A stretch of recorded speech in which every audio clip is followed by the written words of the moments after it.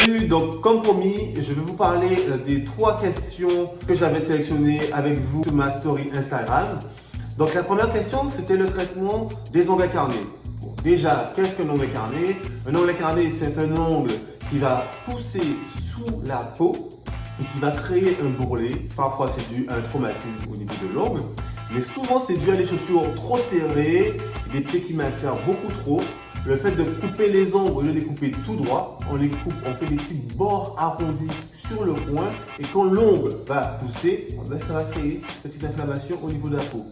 Le traitement initial, c'est un traitement qui est médical.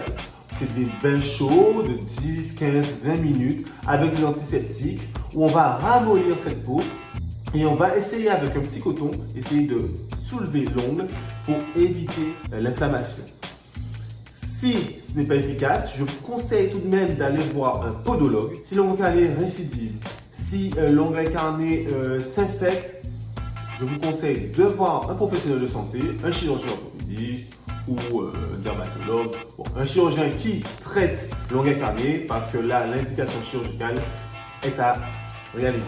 La deuxième question, c'était peut-on guérir d'une ostéonécrose de hanche? Déjà, une ostéonécrose de hanche, c'est quoi? C'est une nécrose osseuse au niveau de la tête fémorale liée à une mauvaise ou une absence de vascularisation.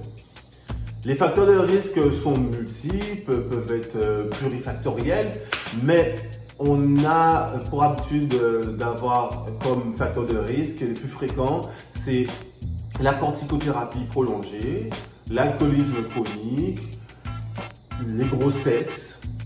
Et aussi, ça peut être aussi une cause idiopathique, donc sans étiologie. L'ostéonécrose peut être diagnostiquée précocement grâce à une IRM, où on va aller voir cette espèce de coup d'ongle. On peut voir cette même image sur la radiographie.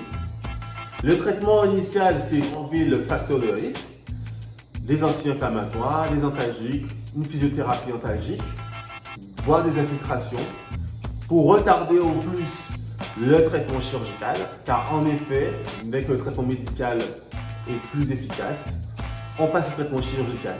Il y a un traitement conservateur qui va consister à perforer la zone nécrosée pour ramener de la vascularisation, pour ramener de l'inflammation, pour ramener des facteurs cicatrisants. Si ce traitement conservateur n'est pas efficace, le traitement, c'est une prothèse totale de hanche. Prothèse totale de hanche ou resurfaçage de hanche en fonction des écoles. Mais c'est l'arthroplastie de hanche qui est le traitement chirurgical de l'ostéonécrose. Le timing pour opérer les fractures de col fémoral chez la personne âgée. Le traitement phare, c'est la prothèse totale de hanche ou la prothèse intermédiaire de hanche. Pourquoi c'est important? Parce que de nombreuses études ont montré que si les délais sont au-dessus de 24 à 72 heures, la personne âgée a un taux de mortalité de 3 à 4 fois plus élevé qu'une personne âgée qui a été opérée dans ce délai. C'est pour ça que même les plus récentes études montrent qu'une personne âgée doit être opérée 24 heures de sa prothèse totale de hanche afin de limiter, d'éviter toutes les mortalités que ça va en découler. Donc voilà, j'espère que vous avez aimé ce format court. S'il y a un sujet que vous voulez que je traite beaucoup plus longuement, dites-le en commentaire. Sinon, on peut refaire ce concept de FAQ où je réponds de manière très succincte à vos questions. Dites-moi en commentaire si vous aimez le nouveau format et je vous souhaite bonne santé.